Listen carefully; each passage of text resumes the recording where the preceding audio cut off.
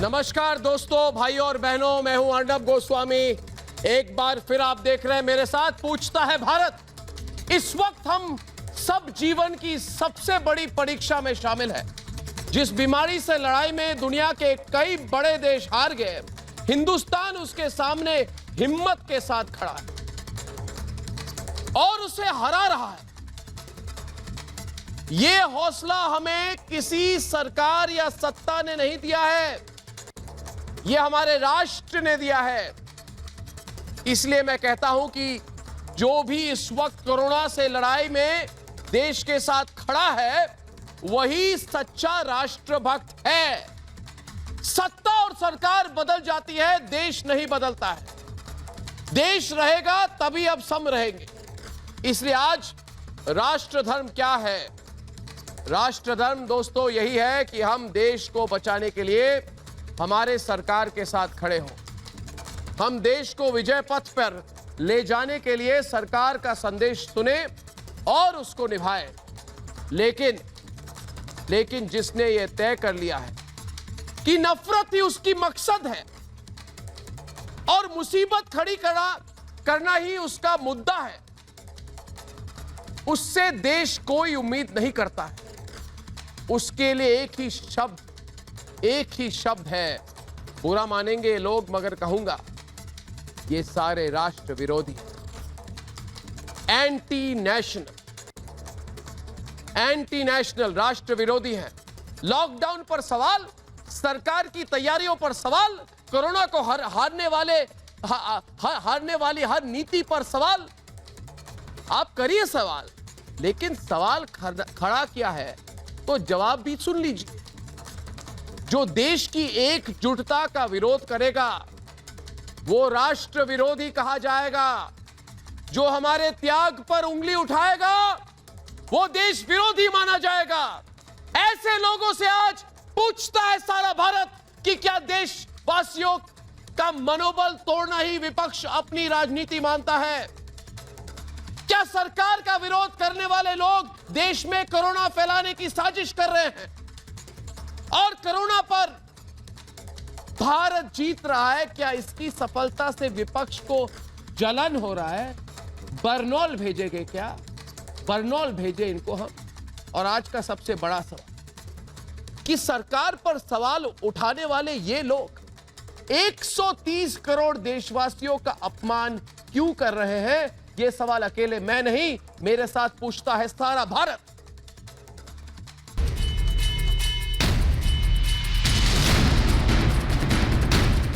Corona से लड़ाई में आज पूरा देश एक साथ खड़ा है। पूरे देश की एक ही आवाज है, कोरोना को हम मिलकर हराएंगे। देश ने जो प्रण किया है उसका असर भी दिख रहा है।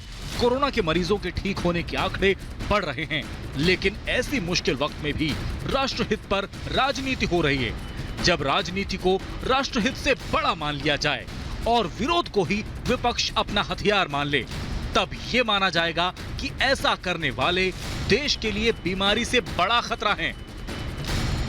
शुरू से हम लोग ये देखते आ रहे हैं कि कोई निर्णायक तरीके से काम नहीं हो रहे हैं। सारे काम मतलब हम जिसको कहते हैं इंग्लिश में नी जर्क रिएक्शन, लगा तो करो। ये सच है कि कोरोना के खिलाफ लड़ाई हर दिन कठिन हो रही है। ये भी सही है कि लोगों को परेशानी हो रही है, मजदूरों को घर पहुंचने में मुश्किल हो रही है। लेकिन मुसीबत के वक्त सवाल से ज्यादा सहयोग लोकतंत्र का सच्चा साथी माना जाता है। और जो लोग इस मौके पर भी राजनीति तलाशें, उससे पूछा जाएगा कि वो देश के साथ हैं या फिर सत्ता की तलाश में हैं।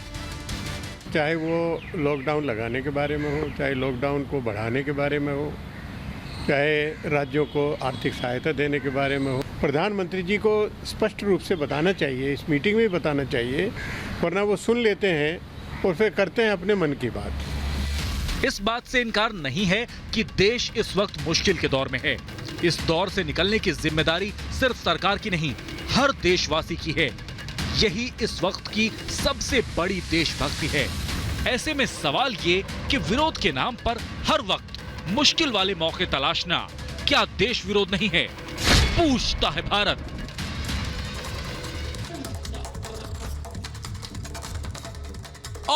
पूछता है भारत में, मैं दानिश रिजवान को एक तीली दूंगा, उस तीली के साथ वो अपनी घड़ी की सुई जो फंस गई है उस सुई को जरा हिला दे, और इस फंसी हुई सुई और टूटी हुई जो इनकी रिकॉर्ड है, ये रिकॉर्ड जो होती है संबित पात्रा, इनकी टूट गई है, घड़ी इनकी पुरानी है, इनको दर्द हो रहा है, इनमें जलन हो रहा है, ये जल रहे हैं।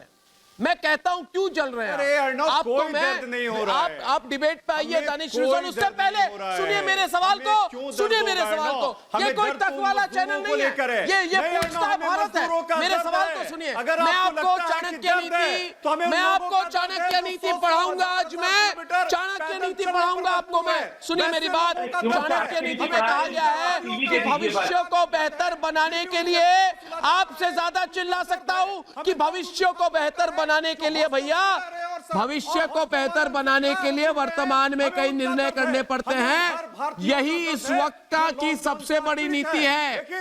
कई निर्णय लेने पड़ते हैं भविष्य को बेहतर करने के लिए। हमारे मोदी सरकार ने कई कड़े और बड़े निर्णय लिए हैं। इससे आपको जलन हो रहा है क्या? आपको दर्द हो रहा है क्या? आपकी प्रॉब्लम क्या है? आप राष्ट्रभक्त कब बनेंगे? आप राष्ट्रभक्ति कब दिखाएंगे अपना? पूछता है भारत। करिएगा नो तो दर्द होगा। भारत जरा मैं आ जाऊं अर्नब जी, तीली दे दिया इनको, किस तैयारी के साथ- तीली मिल गया, वो घड़ी ठीक करने वाला तीली मिल गया। एक चीज है अरे एक चीज है, ऐसा है, सुनिए मेरी बातों को सुनिए। अच्छा। अर्णव, जब 1000 किलोमीटर कोई माँ अपने छोटे से बच्चों को लेकर पैदल चलती है तो हमें दर्द होता है। हमें दर्द तब भी होता है जब एक छात्र से लगातार उसका मकान मालिक किराया मांगता है और सरकार कहती है किराया माफ कर दो, तो उसका सुनने वाला कोई नहीं होता है, तो हमें दर्द होता है। हमें दर्द होता है जब डॉक्टर्स पीपीई किट की मांग करते हैं और योगी जी की सरकार उनको नौकरी से निकालने की धमकी देती है, तो हमें दर्द होता है। क्या कह रहे किट नहीं दे रहे हैं आपको? पात्रा जी क्या कह रहे हैं? पीपीई किट नहीं दे रहे हैं, पूरा रिपोर्ट लेकर आए हैं भैया। अरे पात्रा जी, अगर ऐसा होता तो सहारनपुर के डॉक्टर्स को क्यों निकाल दिया फिर नौकरी से? मुझे बताइए ना, सहारनपुर के डॉक्टर्स को क्यों निकाल दिया? Total N5 distributed to state, union territory, central institution 74 lakh. Arnab ji, जरा मैं इनको एक्सपोज करता हूँ, इनको बोलिए इतना चिल्लाना ठीक नहीं है। दानिश जी चिल्लाना ठीक नहीं। शांति से बैठिए, आराम से। दानिश जी और बाकी सब पैनलिस्ट से मेरा एक रिक्वेस्ट है, कोरोना काल में इतना रोना ठीक नहीं है और चिल्लाना भी ठीक नहीं है, इससे इम्यूनिटी कम हो जाता है और सबको इम्यूनिटी बढ़ा के। संबित जी, आपकी ऑडियो ठीक नहीं आ रही, 2 मिनट में ऑडियो ठीक करा के आ रहा हूँ वापस। अब नीचे समझती, संबित जी की ऑडियो ठीक कीजिए। अब नीचे समझती डिबेट पे है, अब नीचे डिबेट पे है। संबित पात्रा, देश रो रहा है। अर्नब, दानिश रिजवान, हमें भी दुख होता है, कैसे करी थी? हमें भी दुख होता है जब पुलिस वालों पे पत्थर फेंके जाते हैं। हमें भी दुख होता है जब डॉक्टरों पर हमला किया जाता है। हमें भी दुख होता है जब ठीक करने के लिए इलाज के लिए डॉक्टर जाते हैं तो उनको घायल किया जाता है। हमें भी दुख होता है जब सोनिया गांधी कहती है कि झूठ बोलती है कि पैसे टिकट के पैसे हम दे रहे हैं। हमें भी दुख होता है जब सोनिया गांधी, प्रियंका गांधी एक गलत फेक न्यूज को ट्वीट करती है कि अहमदाबाद में मरीजों के साथ भेदभाव किया जाता है। हमें भी दुख होता है जब इस पूरे कोरोना काल में not even a single time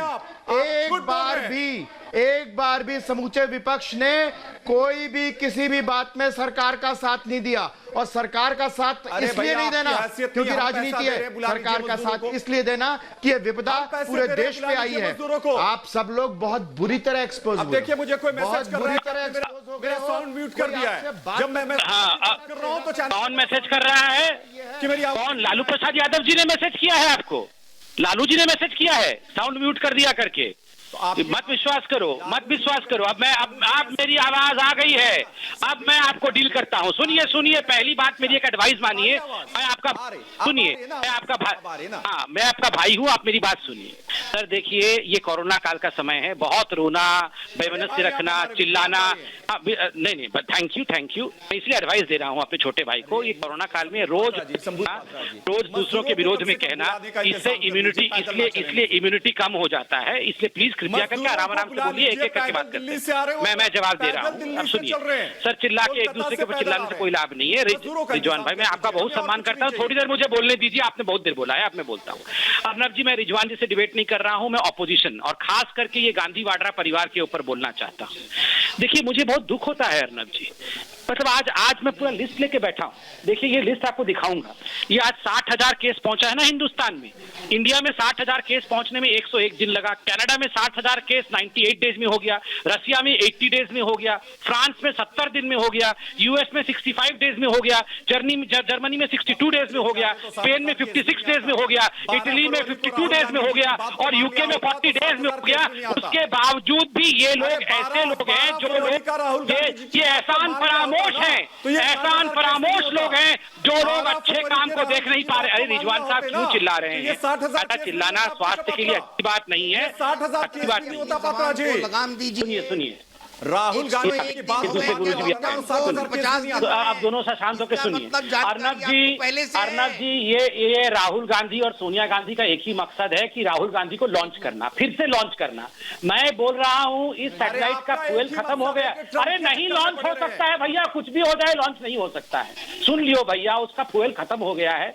अब कुछ भी करो, लॉन्च नहीं होगा। अब आपने, अरे लॉन्च नहीं हो सकता है, लॉन्च नहीं हो सकता है। आप लोग जो कंफ्यूजन, चौहान भैया, भाई राहुल गांधी ना लॉन्च हो पाई। नहीं, राहुल गांधी अपना लॉन्च हो पाई। सुन लियो भैया, रिजवान भैया, आपन तो बिहार के ही, सुन लीजिए ना, आपन के भाई राहुल गांधी लॉन्च ना हो पाई, ना हो कोरोना से जो हालात नहीं है, खत्म हो गया है, फ्यूल खत्म हो गया है। राहुल गांधी का लॉन्च नहीं हो पाएगा, इसलिए कंफ्यूजन स्प्रेड मत करिए। देश के साथ कंधे से कंधे मिला के देश का, हम परेशान क्यों नहीं होंगे? आप देश की जनता को झूठ बोलिए। आप जाके जलन, किससे? राहुल गांधी की जलन? अरे भैया, क्या बोल रहे हैं आप? ऐसा अभिशाप क्यों दे रहे हैं? मतलब राहुल गांधी से अब जलन होगी हम लोगों को? अब राहुल गांधी से जलन होगा? टिकट भी नहीं मिल रहा आपकी बार। सुरेंद्र, नहीं, कोई बात नहीं, चिंता मत करो सर। आप चौहान जी मेरी बात सुनिए। चौहान जी डिबेट पे आइए, अपनी जय अवस्थी के साथ और AK वाजपेयी के साथ। एक मिनट, संबित पात्रा, आपकी ऑडियो को और अच्छी करता हूं मैं। सुनिए, आपको आपकी ऑडियो को और क्लियर करना पड़ेगा इन लोगों के। देखिए सुरेंद्र चौहान जी, अवनीजेश जी, अवनीजेश जी, मशहूर कवि दुष्यंत की एक लाइन आपको मैं पढ़ाता हूं कि सिर्फ हंगामा करना मेरा मकसद नहीं, मेरी कोशिश है ये सूरत बदलनी चाहिए। लेकिन आप लोग जो है ना, आप लोग सुरेंद्र चौहान, आप लोग बदलाव नहीं चाहते। आप सिर्फ देश में हंगामा चाहते हो। हंगामा क्या चाहते हो? आप आज अपने घर के बाहर सड़क पे जाइए और किसी भी व्यक्ति को पकड़ के पूछिए, भाई आप ये वाड्रा परिवार के बारे में क्या सोचते हो, जो डेली नकारात्मक काम करती है, देश विरोधी काम डेली। आप जाके पूछिए ना कि डेली हम लॉकडाउन के खिलाफ लड़ते हैं, नरेंद्र मोदी लॉकडाउन के लिए लड़ रहे हैं, आप किस साइड में हो? आप नहीं, अवनीजेश जी, मैं क्या सजेशन दूं? मैं तो क्या दूं? मैं तो ये कह रहा हूं, हमारे देश के लिए काम कीजिए। सुन लो, अरे अवनीजेश अवस्थी जी, कांग्रेस का MLA, कांग्रेस का MLA राशन देता है, नाम पूछ, आइए अवनीजेश जी, आइए, आ जाइए। मोदी में से किसको चाहते हो? इससे घटिया राजनीति कर सकता है कोई पार्टी? शर्म आनी चाहिए। आज भी नाम लेते हैं उस वाड्रा परिवार का। कोई ऐसा आदमी नहीं है, कोई ऐसा नहीं करता है। इससे घटिया राजनीति हो सकती है? भटिंडा में रेलवे स्टेशन पे जाकर के पैम्फलेट बांटते हो कि तुम्हारे पैसे सोनिया गांधी दे रही है। आप कोरोना की बात करें, शर्म नहीं आती तुम्हें? कोरोना से अभी पिछले 50 साल में, अरे कोरोना की बात कर रहे हैं। कोरोना के समय में राशन देते समय कांग्रेस के MLA के खिलाफ क्या? अरे आप लोग सुरेंद्र चौहान, आप लोग आ जाइए, खालिद एवादुल्ला आइए सामने खालिद जी आइए सामने डिबेट पे। आज सोमवार है, डिबेट करने का मूड मेरा भी है, आज मेरा भी डिबेट करने का मूड है। खालिद साहब आइए सामने, आइए। एक मिनट, आज सुनिए, आज एक दिन के विराम के बाद आया हूं टीवी पर, एक दिन के विराम के बाद आए हूं टीवी पर। ए.के. वाजपेयी जी, खालिद साहब आपको बता दूं मैं पूरे जोश में हूं मैं आज, और मैं आपसे पूछूंगा कि आप लोग सुनिए मेरी बात, अरे सुन ले, सवाल सुने। आप लोग खुद को नेता कहते हैं, मगर पता नहीं नेता का मतलब क्या होता है। नेता का मतलब, सुनिए मेरी बात, नेता का मतलब होता है नेतृत्व देने वाला, आगे ले जाने वाला, दिशा दिखाने वाला। लेकिन आप लोग देश को पीछे ले जाना चाहते हैं। ये क्या राजनीति है? ऐसे लोग नेता नहीं, बुरा न माने, देश के सबसे बड़े नंबर 1 दुश्मन है, दुश्मन, देश के नंबर 1 दुश्मन है, दुश्मन है भाई, दुश्मन है। मैं ये इतिहास भारत का लिखा जाएगा तो इन्हें दुश्मन का नाम दिया जाएगा। से लिखा जाएगा नहीं बना। इनके जो क्रियाकलाप रहे हैं कोरोना के टाइम में, 2014 से सिवाय विरोध के इन्होंने कोई काम नहीं किया है, सिवाय गुमराह करने के तरफदारी कर रहे हो सरकार की। विपक्ष उनकी विपक्ष अगर डिबेट पे विपक्ष अगर पूछता है तो आप चिल्लाते हैं, विपक्ष अगर पूछता है तो आप गिड़गिड़ाते हैं, विपक्ष अगर पूछता है सरकार से प्रश्न तो आपको तकलीफ होती है। मैं आपसे पूछना चाहता हूं, आपने कहा कि सरकार बदल जाती है, सत्ता बदल जाती है, मैं वहां पे थोड़ा सा ऐड कर देना चाहता हूं, पत्रकार भी बदल जाते हैं, पत्रकार का भी बदलाव देखने को मिलता है। तो मुझे आपसे भी प्रश्न करने की जरूरत पड़ती है। और 130 करोड़ की जनता इस कोरोना में आपका पूरा साथ दे रहा है। खालिद आप कह रहे हैं कि आपका साथ नहीं मिल रहा है। ये वोट की राजनीति करते रहोगे। खालिद जी आपने मेरे पे वार की, लड़ाई है। खालिद जी आपने मेरे पे वार की। आपको एक बात याद दिला दूं आज मैं, सुनिए मेरी बात, मैं आपको याद दिला दूं, शाहीन बाग याद है, पर्दाफाश किसने किया? सुनिए मेरी बात, सुनिए खालिद साहब, शाहीन बाग का पर्दाफाश किसने किया? नहीं कर रहा हूं अर्नब जी, हमने किया। मैं आपसे कहा कि सरकार नहीं, सरजील का पर्दाफाश किसने किया? सरजील का पर्दाफाश किसने किया? हमने किया। मौलाना साद का पर्दाफाश किसने किया? हमने किया। तबलीगी जमात का पर्दाफाश किसने किया? हमने किया। फर्जी न्यूज का पर्दाफाश किसने किया? हमने किया। आपको बता दूं, आपको मुझे पत्रकारिता कुछ भी सिखाइए भाई साहब, मुझे पत्रकारिता मत सिखाइए, मुझे हद हो गई भाई, आपसे मैं पत्रकारिता सिखाऊंगा, लेकिन आपको मैं आप मुझे पत्रकारिता मत सिखाइए। कि मैं आपसे कह रहा हूं कि 130 करोड़ की जनता पूरे लॉकडाउन को समर्थन करके घरों पे बैठे हुए, उसके बावजूद भी ये सरकार कहती है कि हम पूरी यहाँ पे विरोधिता है और राष्ट्र विरोधिता है। कैसे लोग हैं ये लोग? पूरी 130 करोड़ जनता आपस में घर में बैठकर यहाँ पे लॉकडाउन को समर्थन कर रहे हैं। राष्ट्र विरोधिता मैं बताता हूँ खान साहब, संबित पात्रा जी मुझे आने दीजिए। जो राष्ट्र विरोधी है उसको राष्ट्र विरोधी कहा जाएगा। खाता हूँ ये राष्ट्र विरोधी कैसे है? संबित पात्रा वापस आएंगे डिबेट में, उनकी ऑडियो ठीक है अभी। संबित पात्रा सुनिए, संबित जी एक मिनट, आपके आने से पहले संबित पात्रा जवाब देंगे अभी। संबित पात्रा और खालिद जी के बीच में डिबेट होगा, उसके पहले मैं 2 शब्द कहना चाहता हूं। एक मिनट खालिद साहब, आपने बात कही मैंने सुनी। खालिद साहब शांत हो जाइए। खालिद साहब आप मेरी बात सुनिए। खालिद साहब देखिए, खालिद साहब बिना पहने वो लोग ये खालिद साहब का गिर गए क्या हुआ? इतना मत उछलिए कि सब कुछ गिर जा रहा है। उसके बावजूद भी ये लोग आप भावुक हो रहे हैं खालिद साहब, मगर तथ्यों पे जो होता है उसे भावना दिखाने की जरूरत नहीं होती। लोगों से पूछना होगा, सरकार इसका जवाब देगी, सरकार से आपको पूछना जी मैं जवाब सरकार से आपको पूछना चाहिए। सतीश प्रकाश और दानिश रिजवान भी डिबेट में वापस आए।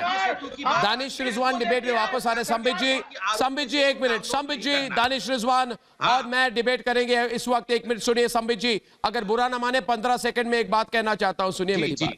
इन्होंने कहा आप लोग लोगों को विरोध क्यों नहीं करने देते। मैं कहता हूं संबित जी मेरी बात सुनिए, मैं कहता हूं आप लोग विरोध करिए, अच्छी बात है, लेकिन उसके पहले अपने अंतरात्मा से आप 3 सवाल पूछिए। पहला सवाल, मैं ये क्यों कर रहा हूं? दूसरा, मैं जो कर रहा हूं उसका परिणाम क्या होगा। तीसरा, मैं जो कर रहा हूं उसका देश पर क्या नकारात्मक कोई प्रभाव हो सकता है। और तब सुनिए, 10 सेकंड सुनिए, तब आपको समझ में आएगा कि आप लोग जो कर रहे हैं उससे देश को कुछ नहीं मिल रहा। आप अपने राजनीतिक स्वार्थ के कारण कर रहे हैं। आपको लग रहा है भैया लॉकडाउन अगर सफल हो जाए तो हमको तो सफाया हो जाएगा देश से, और होगा तो होगा। नहीं, अभी संबित बोलेंगे, आप सुनेंगे, उसके बाद डिबेट होगा। मैं 10 सेकंड बोलूंगा। मेरे 10 सेकंड मुझे दे दीजिए। देखिए, मैं आज आपको संबित पात्रा, उसके बाद समय रहेगा। मेरा साउंड सिस्टम में कोई गड़बड़ी है। संबित पात्रा, हाँ, मैं पहले बोल लूं, उसके बाद आप बोलिएगा। देखिए अर्नब भाई, आज मैं खुलासा करता हूं। दरअसल सोनिया गांधी जी चाहती हैं कि भारतवर्ष इटली की तरह बन जाए। वो चाहती हैं कि अगर यहाँ पर ज्यादा मरीज होंगे, यहाँ पर ज्यादा डेड बॉडीज हो जाएंगी, तो वो यहाँ गिद्ध की राजनीति करेगी, वल्चर की राजनीति करेगी, हाइना की राजनीति करेगी, और यहाँ पर अफरा तफरी फैला करके अपने बेटे को लॉन्च करेगी। यही इनकी इच्छा है। और मैं बार बार सोनिया जी से कहता हूं, सोनिया जी, मायके का गुस्सा ससुराल में मत निकाल। मैं तो प्रभु से प्रार्थना कर रहा हूं उनके परिवार के लोग इटली में सुरक्षित रहें, दीर्घायु हो, मगर वो मायके का गुस्सा लाके ससुराल में जो निकालने का काम कर रही है, भारतवर्ष को इटली बनाना चाहती है सोनिया गांधी। आरोग्य सेतु डाउनलोड नहीं करे, ये राहुल गांधी कहते हैं। पीएम केयर्स में डोनेट नहीं करे, ये कांग्रेस के लोग कहते हैं। यही तो देश विरोध है। जब आरोग्य सेतु के माध्यम से देश को बचाना है, आरोग्य सेतु के माध्यम से कोविड से लड़ना है, तो राहुल गांधी कहेंगे कि आरोग्य सेतु डाउनलोड नहीं करना है। मैं आपसे सवाल पूछता हूं रिजवान साहब, आपने अपने 10 सेकंड डाउनलोड किया है कि नहीं किया? आपने आरोग्य सेतु डाउनलोड किया है कि नहीं किया? वक्त देखिए, आपने आरोग्य सेतु मेरी बातों को सुन लीजिए। प्रसाद यादव नहीं है जो बकरी और 10 सेकंड में सुन लीजिए मेरी बातों को। बकरी का भी चारा खा जाएंगे भैया। 10 सेकंड में मैं कंप्लीट करूंगा। लालू नहीं, 10 सेकंड लालू नहीं है भैया। संबित भाई 10 सेकंड, बकरी, 10 सेकंड में गाय, कंप्लीट बछड़ा करने का दीजिए। पीएम केयर फंड खाने वाले लोग लालू सोच रखा है क्या? सबको सोनिया सोच रखा है क्या पैसा खाने वाले? संबित भैया ये मोदी जी है, मोदी जी। अरे भैया बोलने दीजिएगा। अरे संबित भैया बोलने दीजिएगा। हाँ, पहले आरोग्य सेतु डाउनलोड किया है कि नहीं है बताइए छोटे भाई, बताइए। आपको आरोग्य सेतु डाउनलोड करना था, आपने किया है कि नहीं किया? मैं बता रहा हूँ बड़े भाई। बोलिए प्लीज बोलिए। बुरे फंसे हमारा छोटा भाई है राजीव सिंह, दानिश रिजवान बुरे फंसे। अभी एक ऐसा मेरा छोटा भाई है राजीव सिंह, उनसे मैसेज करके कहा कि मैं कजारिया टाइल्स में काम करता हूं, मेरी सैलरी बंद कर दी गई है, क्या होगा? क्या हम आपसे सवाल ना पूछे? जब मजदूर दिल्ली से पैदल बिहार आ रहे हैं और सरकार तो बिल्कुल सैलरी मिलेगा, तो मैं आपसे सवाल ना पूछूं। राजू जी, जब आप IRCTC का राजू जी को बोलिए, लाइए राजू जी को। मैं राजू जी मोदी जी, मतलब राजू जी घबराने की बात नहीं। मोदी जी है, ये 1,70,000 करोड़ रुपए का पैकेज दिया गया है। 15,000 करोड़ रुपए 15,000 करोड़ रुपए राज्यों को, फिर 11,000 करोड़ रुपए राज्यों को दिया गया है। राजू का नंबर पर भेजिए, संबित पात्रा राजू को लिखेंगे।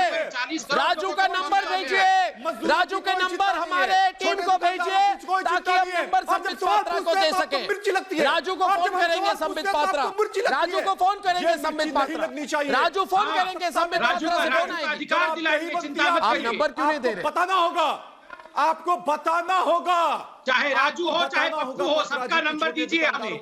हम सबकी दुख और कष्ट को दूर करेंगे। जो मजदूर मैं बता, अर्नब जी, चाहे राजू हो चाहे पप्पू हो, क्या होगा? किसी के जो दुख को दूर करने के लिए हम लोग चलने वाली हैं। आप नंबर दीजिए, हम दुख दूर करेंगे। देखिए आप अडानियों के दुख को नंबर नहीं दे, आप अडानियों के दुख को दुख समझते हैं, आप मोदियों के दुख को दुख समझते हैं। आप दीजिए, आज ये चिट्ठी है, आज ये चिट्ठी मैं आपको अडानियों के दिखा रहा हूं। दुख समझते हैं अर्नब जी, आप अडानियों के दुख का दुख समझते हैं। गृह आप सचिव ने छोटे बहुत लोगों के स्पष्ट दुख को कहा दुख है नहीं कि समझते किसी को चलने नहीं दिया जाए, लोगों के दुख को दुख नहीं समझते हैं। एक्सप्रेस पे लेके जाना है, लोगों के दुख को दुख नहीं समझते। आप राजू का नंबर संबित को भेजिए। दुख समझने लगेगा ना, मैं आपके साथ खड़ा रहूंगा संबित पात्रा, मैं आपके साथ खड़ा रहूंगा। कोई बड़ा और छोटा नहीं होता संबित पात्रा। घोर अपमान किया इन्होंने, घोर अपमान किया। माफी मांगिए संबित पात्रा नहीं। अभी सब लोग स्क्रीन पे आ जाए। अरे अवनीश अवस्थी, इन्होंने कहा कोई छोटा आदमी, छोटा बड़ा कौन होता है? क्या बोला इन्होंने? आपने छोटा कहा किसी को, छोटे कौन होते हैं? जो दिल के छोटे होते हैं, मन के छोटे होते हैं, वो छोटे होते हैं। माफी छोटे मांगिए, कर्मचारियों के माफी लिए मांगिए। सरकार का छोटे आदमी, अधिसूचना बड़े जारी आदमी, होती है। ऐसी सोच, सामंतवादी सोच, प्रेम चोपड़ा वाली सोच, ये सरकार की अधिसूचना होती है। माफी मंगवाइए चोपड़ा तो बड़े अच्छे आदमी है वैसे। अर्णव गोस्वामी कहे उन्होंने जो किरदार निभाया उनकी वो वाली सोच। आपने गलत बोला, आपने छोटा बड़ा क्यों कहा? आप अवनीश अवस्थी, इनको माफी मांगनी पड़ेगी। इन्होंने छोटे बड़े की बात कही। छोटा कौन है भाई, बड़ा कौन है? और सत्ता का विरोध देश विरोध नहीं होता। सत्ता क्या विरोध? सुनिए एक मिनट, अवनीश जी एक मिनट, अवनीश जी इनको बता दूं मैं, एक मिनट रुकिए, मेरी बात सुनिए।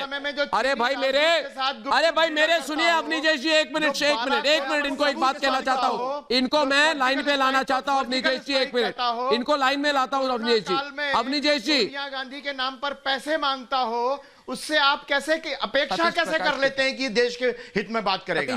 आप ये बताइए, दानिश रिजवान, फंड कहां क्या हो गया? पीएम केयर फंड का पैसा क्या किया आप लोगों ने? पीएम केयर फंड का पैसा कहां खा गए? पीएम केयर फंड का पैसा? सबको रॉबर्ट वाड्रा सोच रखा है क्या? सबको लालू प्रसाद यादव सोच रखा है क्या? सबको राजीव गांधी सोच रखा क्या? खा गए? अरे भैया, ये मोदी है, मोदी। अरे सम्मिल जरा, अरे सुनिए ना, मजदूरों के लिए नाटक खुद बनते मत बैठिए, है ना? तुम्हारी बात ये नहीं है, ये किसी का चैनल नहीं है। ये कौन आ गए? आपकी बात सुनेंगे, आप दूसरे लोगों का अपमान करेंगे। ये सारे मिलकर देश को गड्ढे में कैसे गिरा रहा है, इनका एक ही काम है, कैसे देश को गड्ढे में ले जाना। इनका एक ही मकसद है, इनकी सबकी एक ही चिंता है कि पीएम केयर में सोनिया जी को क्यों अध्यक्षा बना के नहीं बैठा। ये सारी सोनिया गांधी पैसा खाती और इनको खिलाती तो ये खुश रहते। येदियुरप्पा जैसे लोग आपके शरण में आएंगे, क्या बोल रहे हैं भैया? लालू प्रसाद जाएंगे जेल में, मजदूरों के लिए क्या बताइए? बेचारे बकरा, बकरी, गाय, येदियुरप्पा ने क्या किया था? क्या करने गए थे जेल में? आके जेल में येदियुरप्पा ने क्या किया था? करप्शन की बात कर रहे हैं। येदियुरप्पा ने क्या किया था? क्या कर रहे हैं आप? सबसे पूरे विश्व में करप्शन का रिकॉर्ड किसने तोड़ा है? क्या कर रहे हैं ये बताइए ना। जिन कर्मचारियों के वेतन को काटा गया ये बताइए ना। जिनकी नौकरी जाए उनका जवाब दीजिए ना। आप लालू यादव मेरी बात संबित पात्रा, दानिश रिजवान, संबित पात्रा और Danish Rizwan 2 minute cease fire हो जाए। एक बात कहना चाहता हूं जरा मैं डिबेट के बारे में, आप रुक जाइए और मैं सतीश प्रकाश को आमंत्रित कर रहा हूं। सतीश प्रकाश जी जरा मेरी बात सुनिए, गंभीरता से सुनिए, थोड़ी डिटेल से सुनिए। और बहुत ज्यादा बेकरार हो गए आप लोग, जो अंग्रेजी में कहते हैं डेस्परेट, बेकरार हो गए आप। किस चीज की बेकरारी है भाई? बेकरार। सत्ता का विरोध देश विरोध नहीं होता सतीश जी। नहीं सुनिए मेरी बात, सत्ता का विरोध देश विरोध नहीं। लेकिन रुकिए, मेरी बात सुनिए। अरे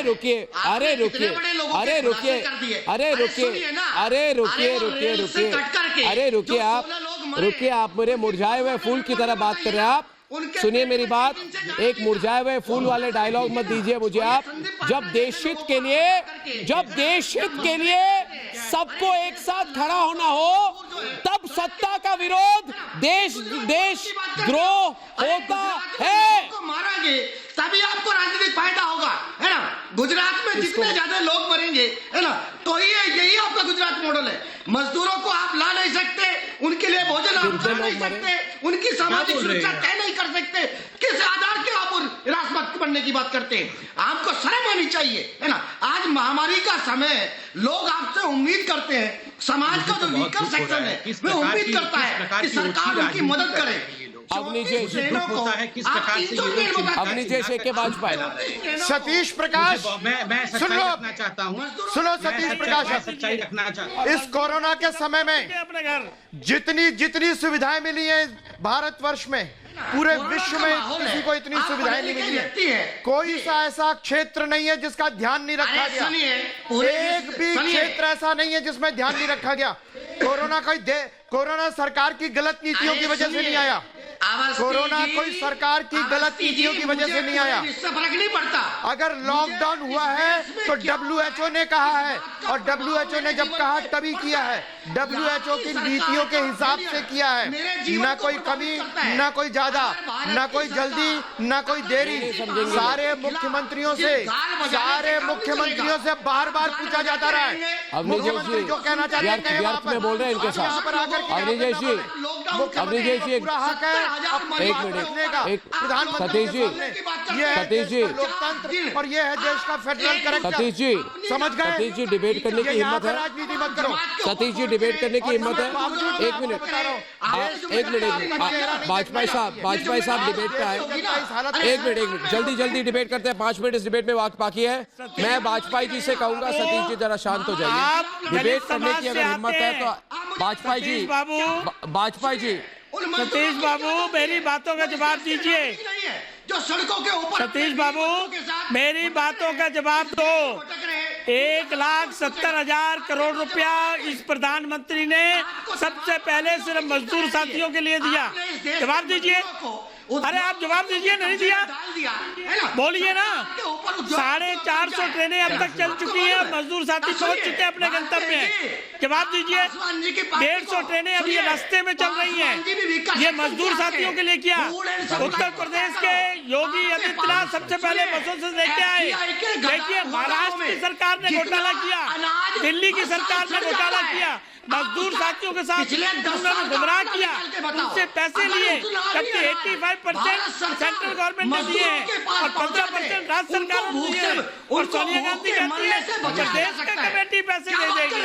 अरे भाई राज्य के मुख्यमंत्री को क्यों नहीं कहोगे कि आप पैसे दीजिए अपना कंट्रीब्यूशन? अच्छा एक चीज बताइए वाजपेयी जी, रामविलास जी से पूछा है, रामविलास जी से पूछा है कि बिहार में अनाज क्यों नहीं दे रहे हैं? एक चीज बताइए दानिश जी, आप रुकिए। दानिश जी आपसे सवाल मैं पूछ रहा हूँ, आप रुकिए। आप एंकर हैं क्या? आप एंकर हैं क्या जो आप सवाल पूछेंगे? मैं एंकर हूँ, मैं सवाल पूछूंगा। मेरी बात सुनिए। एक मिनट वाजपेयी जी, एक मिनट। दानिश जीवन में पहली बार सवाल सुन लो। जीवन में अपने सारे जीवन में पहली बार सवाल सुन लो और जवाब दो। सुनिए दानिश रिजवान, सवाल सुनिए। लोग पूछ रहे हैं, अभी पटना से फोन आ रहे हैं कि दानिश इतना टेंशन में क्यों आता है, उसके पसीने क्यों आ रहे हैं जब बैठा रहता है अपने प्रोग्राम पर। मैं बोल रहा हूं भाई पटना का है, नौजवान आदमी है, पता नहीं क्यों पसीने में आ जाते हैं। चाय दिए कि ना आपको? ठंडा दूं? बैठिए आराम से, मेरी बात सुनिए। आपको मैं एक चीज समझाता हूं। देशभक्त कौन होता है दानिश रिजवान? जो हर हालात में देश के साथ खड़ा हो, उसे देशभक्त कहते हैं। लेकिन आप लोग क्या कर रहे हैं? आप देशवासियों के त्याग का मजाक उड़ा रहे हैं। और इस वक्त जितने लोग पूछता है भारत देख रहे हैं, अवनीजेश अवस्थी, आज इतने फोन आ रहे हैं हमारे पास, इतने फोन आ रहे हैं। और इनको कोई समझाइए कि महाभारत में धृतराष्ट्र ने संजय जब सच बताते तो उन्हें बुरा लगता था। महाभारत में धृतराष्ट्र को जब संजय सच बताते थे तो उन्हें बहुत बुरा लगता था। लेकिन वही हालात आज आप लोगों के साथ है। आप लोगों ने आंखें बंद कर ली हैं। आप लोगों ने आंखें बंद कर ली हैं। कितना भी चिल्ला लूं मैं, पूछता है भारत में, आपने आंखें बंद कर रखी है। सच आपको बुरा लगता है और सच यही है कि देश के लोग आपको देश विरोधी मानते हैं। देश के लोग आपके स्वार्थ के लिए आपको देश विरोधी मानते हैं। लग रहा है हम सच बता रहे हैं तो धृतराष्ट्र को बुरा लग रहा है। अर्णव, अरे संजय तो हम हैं। अर्णव, मैं आज आपको बताता हूं क्योंकि पैसे डायरेक्ट पहुंच रहे हैं। उनको बुरा लग रहा है, पैसे डायरेक्ट पहुंच रहे हैं, इसलिए ये नहीं कह सकते कि सोनिया गांधी पैसे दे रही है। सबसे बड़ी जलन ये है इनको सबसे बड़ी जलन ये है कि अकाउंट में पैसे किसानों के, मजदूरों के डायरेक्ट फंड का पैसा कहां है? सोनिया गांधी ये नहीं कह सकती कि ये पैसे मैंने दिए हैं। इसलिए सबसे बड़ी जलन, सबसे बड़ी चिंता, सबसे बड़ा कष्ट इनको ये है, सबसे बड़ा कष्ट ये है कि देश के खजाने से पैसा देश के किसानों तक डायरेक्ट पहुंच रहा है। ये सबसे बड़ी चिंता है इनकी। नहीं तो कांग्रेस सोनिया गांधी का पैम्फलेट लेकर के पहुंच जाते फोटो कि देखो सोनिया गांधी ने 2000 रुपए दिए। ये दानिश रिजवान ये पैम्फलेट बांटते पकड़े गए हैं। इनके आदमी पकड़े गए बठिंडा रेलवे स्टेशन पर। भटिंडा रेलवे स्टेशन पर सोनिया गांधी के नाम पर पैसे मांग रहे थे। पैसा कहाँ है? महाराष्ट्र सरकार ने सोनिया गांधी के नाम पे 500 रुपए ले लिए। 500 रुपए टेस्टिंग के नाम पर ले लिए। वाली बात, ये वो है जो इस कोरोना काल में। अच्छा, भटिंडा की बात कही तो मैं संबित पात्रा से पूछना चाहता हूँ। संबित पात्रा, दूसरी डिबेट की ओर चले, क्योंकि भटिंडा वाली डिबेट भी करनी है आज, पूछता है भारत में। भटिंडा वाली डिबेट करनी है हमको, पूछता है भारत में, ताकि भटिंडा के झूठ को सारे भारत के लोग जाने। अब आगे बढ़ते हैं दूसरी डिबेट की ओर।